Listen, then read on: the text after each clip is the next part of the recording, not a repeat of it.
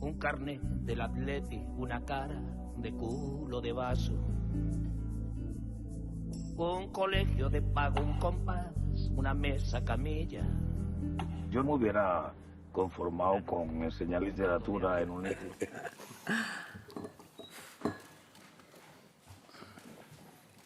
Está bien que haya una chica, coño. Sí, en la mesa. Además me he puesto de rosa para que se me vea. Muy bien. Aquí estábamos hace un año presentando el patrón. Hace un año exacto ¿Aquí? En esta misma mesa. Claro. Con Javier y con...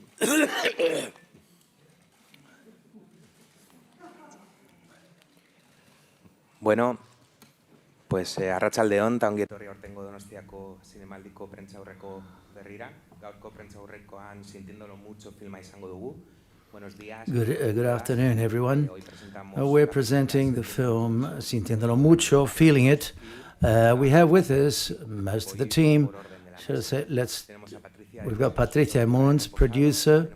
We've got from Reposado LEIVA, the author of the soundtrack, FERNANDO LEÓN de ARANOA, director and screenplay writer, and also part of JOAQUÍN SABINA, who's the protagonist, composer, musician, protagonist of the film, editor, director, executive producer of premium content Sony Music Iberia, and strategic projects Latin America, and Francisco Cordero, founder and general manager of BTC Media. So therefore, I would like to start the press conference, and I'll give you the floor in a moment.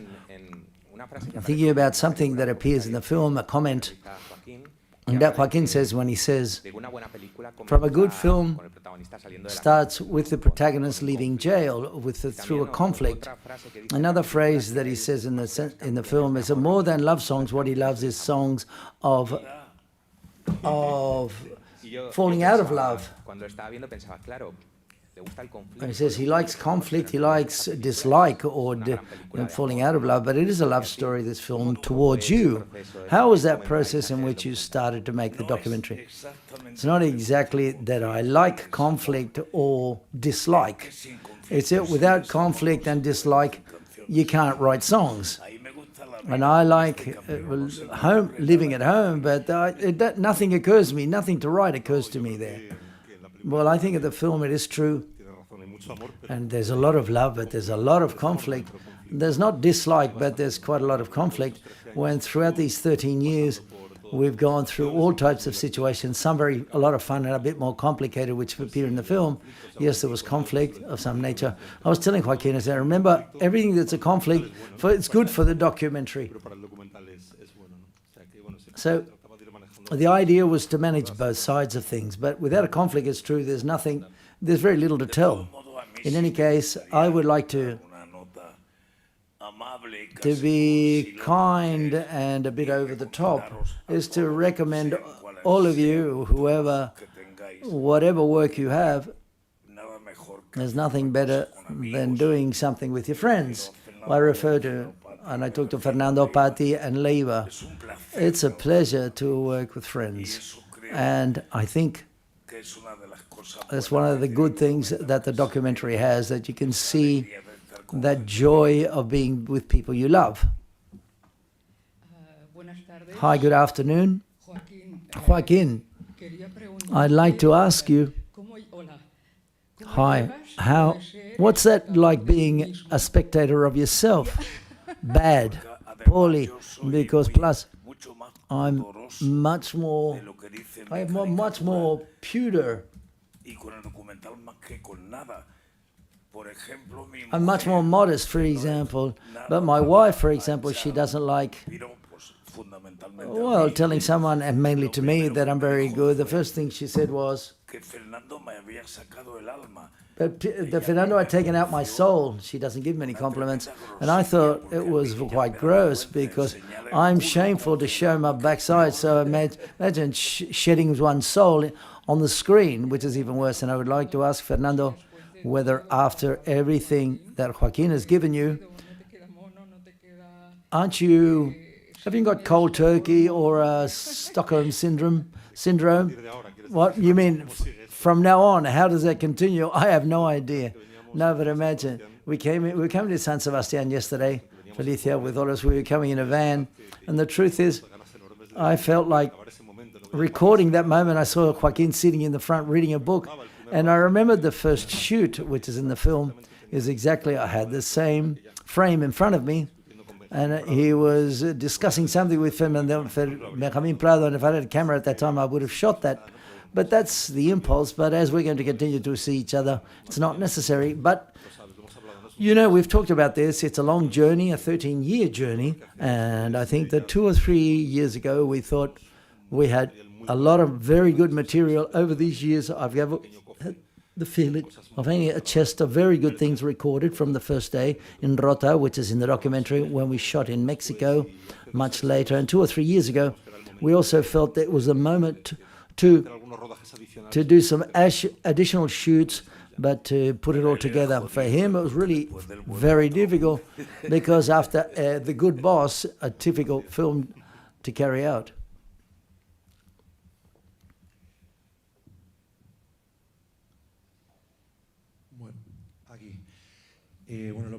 First of all, I'm going to try my... LEIVA was able to see me. My voice is getting better, but I'm going to try to ask you a question. And it's quite paradoxical that in a press conference of musicians, I lose my voice. But along the line of what the moderator was saying, that love and dislike, there are a lot of friends, a lot of people that I know and have been helped through your songs. This is a song for both of you. To what extent are you aware of the weight of being a type of artists that are saviors in that sense of souls and hearts? No, call it what you want, what you will, which I think is something very beautiful. And also, and I take advantage, if you'll allow me, to give us some remedy for my voice, ginger and everything. What, for my voice? If I had a voice, I would use that. If I had a remedy, I'd use it with me. No, I remember that when I had a better voice, my record company says, "Are you crazy? We don't sell a record with this good voice you've got. Better use your bad voice." It's a marketing strategy. Because in that way, people who listen to one of my records or buy it, they feel very happy because they listen. They say, "I sing better than this guy." And that's a good feeling, I reckon. Well, I suppose that what happens to us musicians, specifically to Joaquin and myself, I think it's more a consequence than a goal, an objective. We didn't start in music to generate big things. We started just to play with friends and to have a good laugh and make songs. And I think that we have an enormous commitment with songs because none of us are technically good singers. So therefore we try to accompany people with stories, but we didn't aspire to be sitting down at a press conference like this ever in the past. But another one of the things that you've said before, it has coincided coming out of COVID, all of this, because the truth is I came from almost being 3 years or more without getting up on stage, practically without the first song that LEIVA and I have written is the one in the film, which is completely is unpublished. So Fernando offered us a marvelous way of leaving so much sadness during the pandemic. Hi. My questions for the director as well as for the musicians. I would like to, the big leap that exists, gaps between music and film. It's difficult to do a fiction film or a documentary which is based on music, and for musicians, going from a part of art, which is music, which is so important, to all of a sudden be involved in a film project. I imagine it's got to be a radical change, but I imagine there are connections between both of you, all of you, and I imagine, I'd like to know something about that. Well, that's true. I do more fiction, as you know. So therefore, the fact of making a documentary, not only music, I like it very much. And I try to do it every 2 or 3 fiction films in the middle. If I've got an opportunity, if I find something which is interesting or attractive or good or something attractive or interesting, I like to do it because it's, first of all, for 2 reasons. First of all, because personally it's very enriching. That is to say, you're in worlds which are not yours. You're in with Joaquin before he goes out on stage for a few minutes in his dressing room. So in fiction films, that access is very difficult. That's one part of the things. And then also things that I like, when you make fiction, you're used to everything to be very clearly how it's going to start, how it's going to finish, what the process, the working plan. It's almost Cartesian-like. So therefore, entering into a documentary such as this with Joaquin, is very different, because to a certain, I understood early on that I had to get free of that other side of me, and I had to adapt myself to the way of flowing from them. From the first shoots with Joaquin, I understood that I couldn't have a plan and say, this is, stay in the frame, Joaquin, do this. He wasn't going to, first of all, he wasn't going to pay attention. Even if he tried, there was no way of him doing so. So therefore, what the first day was a small shock. I said, well, no, this is the marvelous thing about this. Integrate myself into those dynamics and that sweet chaos that I feel around them in those rehearsals, and then from a certain moment try to organize it and give it a certain amount of order as a story line to tell the story. But that's the most interesting thing for me, to add myself into their dynamics, because it's new to me, and then give it shape. Hi. Oh, for me, as I say in the documentary, which is a joke that Fernando likes very much, and he reminded me about it when we were coming here, and I tell him, hey, listen, I've made it big in the micro groove, and now I want to make it big on the screen, on the big screen. But no, for me, there wasn't a problem, because, as I said before, above all, we're friends from a long time ago. I have absolute and complete trust in him, and plus, he's the best, as he's demonstrated this year. And the first thing I did was to tell him that I didn't need any key to walk in anywhere. And in Spanish, he says, they caught me shitting on the toilet, and that's what he did. So therefore, there's nothing geographic. It's not a documentary to the glory of an artist such as me, but it's just a piece of life of a singer. And that's it, it's as simple as that. And I believe that the people who have seen it thank it very much.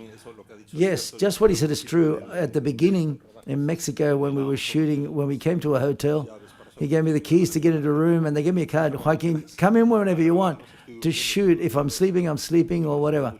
And that gives us a lot of trust and a lot of responsibility. But it is true that for me, above all, was to be in many, many live moments. That's how we set up the film, beyond testimonies or reflections or conversations with Joaquin, that are in the film, that for me was a pleasure to have them in private. This documentary, what I wanted to do is to share that privilege of those conversations with the audience, with the people that didn't have that possibility. But above all, there are many living moments. For example, there are several in the film, because I think that's where you understand truly what are these people are like, how they react at that time, a complicated moment like the night in Aguascalientes in the documentary. How do you manage a situation which is that dramatic, concern, pain, and then he goes out and he performs in front of 8,000 people. Seeing that and telling the story, you understand it much better, what his personality is like, along with everything else. But I always wanted it to be like that, not a testimonial documentary with people giving opinions about his music or his work, but real live situation where we really see what's happening and how a person really reacts in that situation. Hi, over here. Congratulations. It's a beautiful documentary. I mean that Maria called me, and you need some tickets. I was at the concert at the Whizzing Center, and I've not given back the tickets, and I've never, no, they have 2 tickets, and I didn't get my money back. Maria, you've got 2 seats this evening, because I want to see him sing. He wasn't able to sing at the Whizzing Center with Serrat. And I want to congratulations, because the documentary is much more than one expects. And I'd like you to talk about the tone, because the tone is what defines. How did you think, Fernando, And Joaquin, if you were concerned about the tone, because in this festival, the documentary of Boyero, and as they are characters who have fans, but also detractors, what was the idea of the tone of the documentary that you're not going to introduce to say anything poor or bad about Joaquin? Tone, okay. Well, I think there were two detractors, but when you see when they see the documentary, they're going to they'll convert themselves to Joaquin in the film. When you do a job of this type for so long and so close, the tone comes on its own, of its own accord. The situation brings them along. He brings them along with things that you share and what he tells us. It happens naturally. There's no prior plan. I'm going to avoid this, that, or the other. I want to avoid the image of someone. Plus, it would be a mistake, I believe. What's similar to that is what I said before. The idea of, for me, the person that I know, the Joaquin who I know, the privilege of sharing a lot of hours talking to him and to share this with the audience and the spectators. The film is a conversation with me to a certain extent, but it's a conversation that I convey and transmit to and transfer it to the audience. So therefore, that's the tone. It is true that when we put this, when it comes to an end and what you leave in and leave out, for example, what you try to do is to represent, that the film should represent your experience, and my experience is what appears on the screen. Things like the sense of humor, that, for example, there are moments that Joaquin talks about that are very deep, but also very light. It's not only solemn, but when something is minimally solemn, as the first guy, Joaquin's the first guy, breaks it out, tells a joke, and it makes you laugh. And I wanted the documentary to have that, which I feel that he has, and to also transmit a certain beauty, which I've already received from him and from his music. I wanted to transmit beauty, convey beauty and his world and how he tells it. I think that's the closest thing to the tone. It seems to me that the artist of any type of art should take what they do, what they paint, or what they write, or what they shoot very seriously, is above all to respect the audience, but they should never take themselves seriously at all. And that's the objective of any artistic adventure, solemnity. And we've run away from that as if it were the plague. Always, all our lives. Joaquin, over here on the left, this question's for you. At a certain moment in the documentary, I think that you, each camera and every mobile, you complain about that, you curse it, you damn them. The truth is, what I damn is the person who invented mobiles with cameras on them. And I ask him for a death sentence for him, that person. But it reminds me of Woody Allen,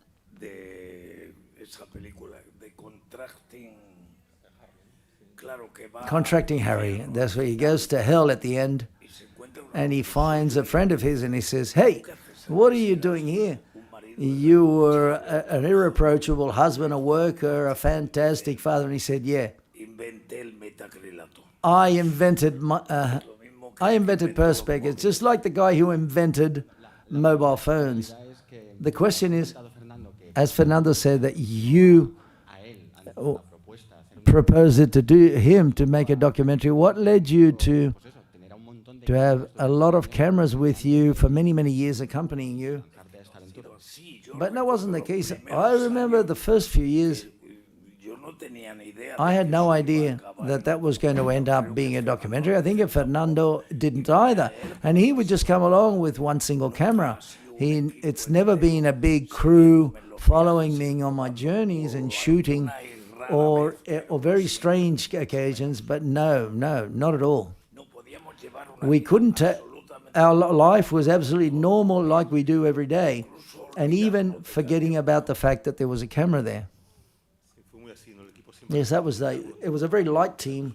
The crew was me with microphones, things that I'd never done before, and hoping that everything could be heard later. And then a small crew in Mexico, when we shot in Mexico more recently, a very small crew to interfere the least amount possible, as less as possible in the dynamics of the situation. And Joaquin, to shooting with Joaquin is great because when he's discussing a song and he completely forgets, he's so intensely dedicated to what he does or what's happening, as is in many situations that are very complicated in the film. The least, or the problem is that we're there, or whether it's more of us or less of us, there are only three. That's the best way to work, I think. Hi, over here, over in the corner. Fernando, it's not the first documentary you make, and in the previous documentary, in Política de Manual de Instrucciones, similar thing happens, is that the camera disappears. But how do you manage to achieve this, and whether it's more difficult to shoot a documentary of Podemos or Sabina and Joaquin? What's going to happen commercially with that final song in the film? How do I achieve it? I don't know, because as you know, I get seen. It's very difficult for me to hide in certain situations. There's a moment in the documentary when José Tomás was shooting a few minutes before going out to bullfight, but sometimes you feel a bit like an intruder, especially when you're almost 2 meters tall. I tried to hide behind my camera, but it was almost impossible. My operator, we were in line to try to happen, but the same thing happened. It has to do with what I wanted to say. He wasn't in it. He was concentrated. He was about to go with something that was much more serious for him. You talk about the documentary of Podemos, the same thing happened, and it's just what I answered your colleague a moment ago. When you're with people that are so deeply involved in what they do, for example, the people in Podemos, because they were in their dynamics, so defending themselves and discussing and signing something that was very complicated. And in this case, because of the passion of the things that happened, like, for example, Benjamín Prado and Joaquin in the car, they forgot about me, that I was in the back in the camera before leaving the M30. They'd forgotten about me, and I was recording the whole discussion. So, and someone said it before, I think it was, choose someone for your documentary who's more concerned about what they're doing, about the fact that you're there behind them trying to shoot what's going on. It's good that they forget about you, and then over the years you start to learn to do things so that not interfere in what you're trying to record, trying to shoot, which sometimes you intervene or you participate in some cases. About the song, we had seen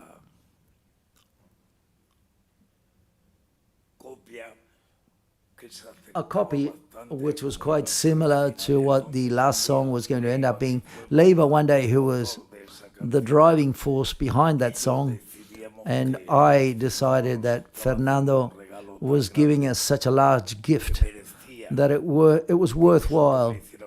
It deserved that we give him a gift. That what did we think? The song came out in a couple of days. It's a song which is unpublished, a new song that nobody had heard of before, and it was very similar to the documentary. And what we did was, and LEIVA pushed it a lot, and okay, it's my lyrics and it's LEIVA's music. Hi Joaquin, good afternoon. Umbral said, I came to talk about my book, but I can't avoid asking you whether this film is the preamble of an imminent tour that you have to announce, if you're going to announce it here and everywhere. Because colleagues of the TV and Argentinians, friends of mine, knowing that I was coming along, because I said we were coming along to cover the festival, and more specifically today, this press conference and then the film, they wanted to know specifically whether you're going to visit Argentina. And in Argentina, we've already got dates. The problem is, I don't have them with me but yes, we will start at the end of February in America, then we'll come to Spain, and then we'll go back to America. That's for sure. We're signing certain concerts already. I was saying that I want to take the advantage to send you a kiss from Andrew Martin, the author. He said, if I came along to tell you that.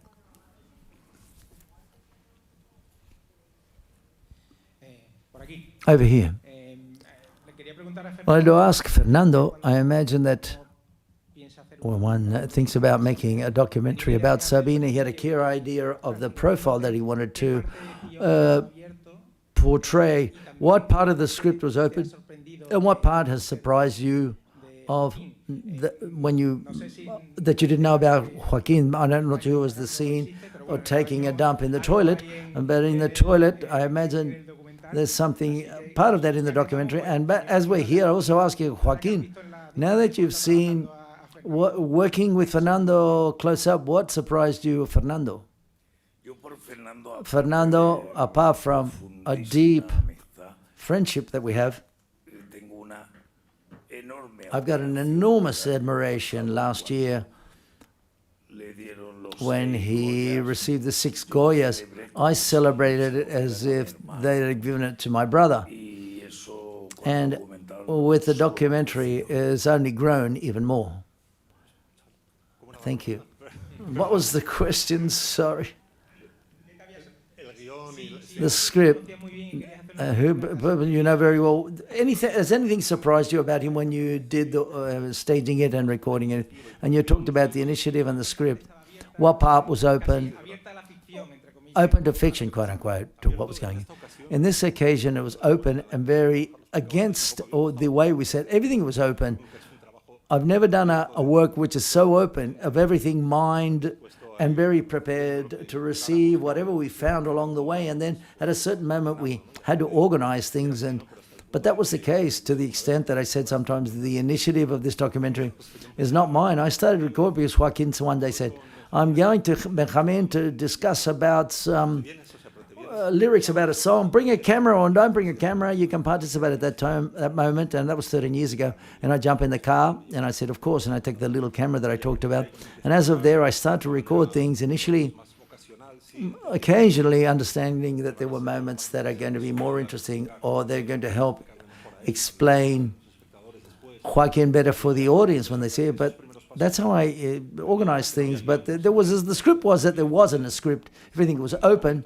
And at a certain moment, 3 or 4 years ago, very aware of what we've shot so far, I start to feel that things that aren't necessary, and then to complete the whole project. The script starts there, and also in the editing room.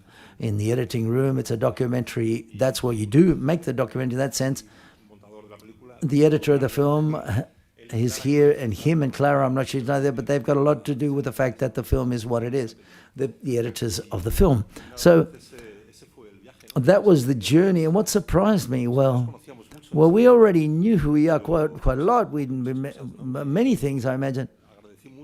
I want to thank him very much, and I enjoyed very much how easy Joaquin would feel, very relaxed and comfortable. And I felt a privilege because I felt that there was something of him in that the way that he's very relaxed with everything, with the good and the bad, but the virtues and also the defects that emerge, and feel to agree and to talk from that relaxed standpoint without imposing, without having to sell anything. And what surprises me is that, because that's not a normal situation. Normally people tell you the story that they think you want to listen to, or what the audience wants to listen to, but it wasn't the case here. I don't think there weren't 2 minutes of conversation where I had the feeling, or 10 seconds of imposing something.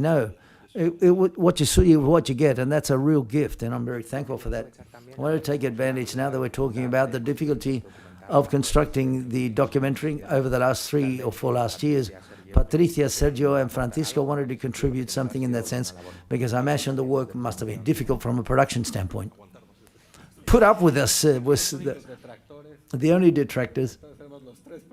Other 3 producers that were always behind the time and the budget. But the truth is, as Joaquin said and Fernando has said, making a project between friends is completely different, because the result is organic, and it started to grow and more, and it was a pleasure to have worked with Patricia and Sergi and Ricardo and my partner and myself. And so therefore, these are one of the works that we feel more proud of to having produced in the documentary genre. And also patience. I think that the key of this documentary has been patience. Not hurrying up, giving it the right time, not hurrying up to finish. We knew it was going to finish and the time would arrive, and now the time has arrived. I said, you keep shooting. I could have kept shooting. there was a moment of doubt because it was a very long process and for many years. And in fact, and some of those people, such as myself, I got into the project 4 years ago, and the first thing they told me was, it's an anecdote now, I remember very dearly, I said, this project is impossible. That's what they said. And I want to thank those words because they motivated me even more to go further in depth into the project. And the fact has been an extraordinary experience, to a luxury to work with all of these artists. And at the end of the day, I think there's a tribute, homage to the life and to the work of Joaquin, and that'll be there for posterity. And I think it's extraordinary that I'm not too sure to call it a work. I don't know whether to call it a work, well, an audio-visual piece of work.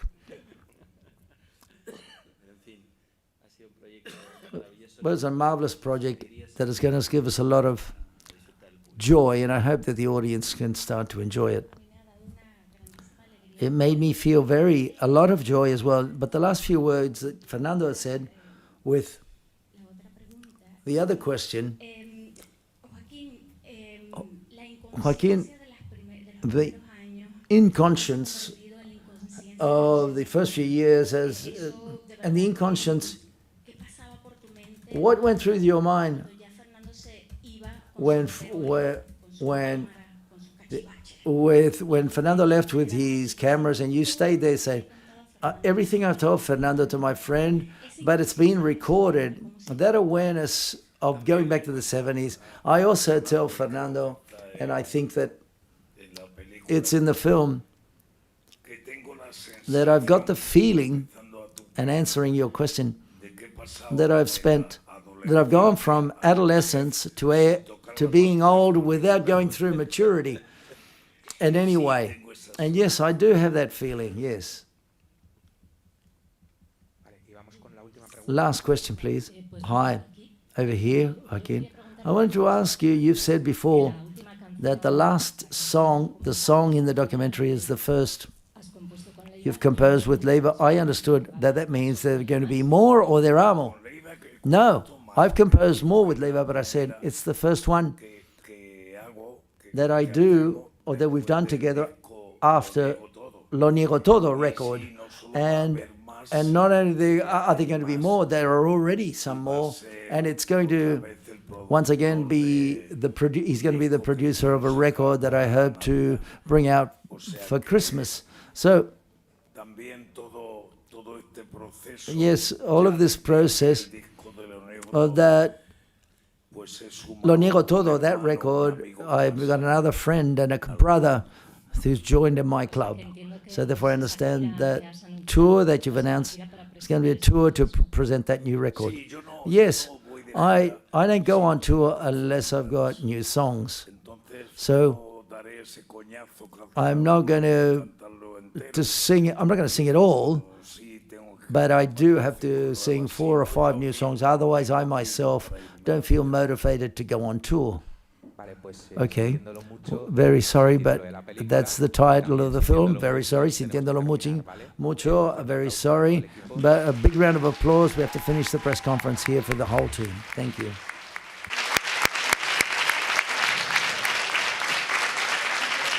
Gracias a todos.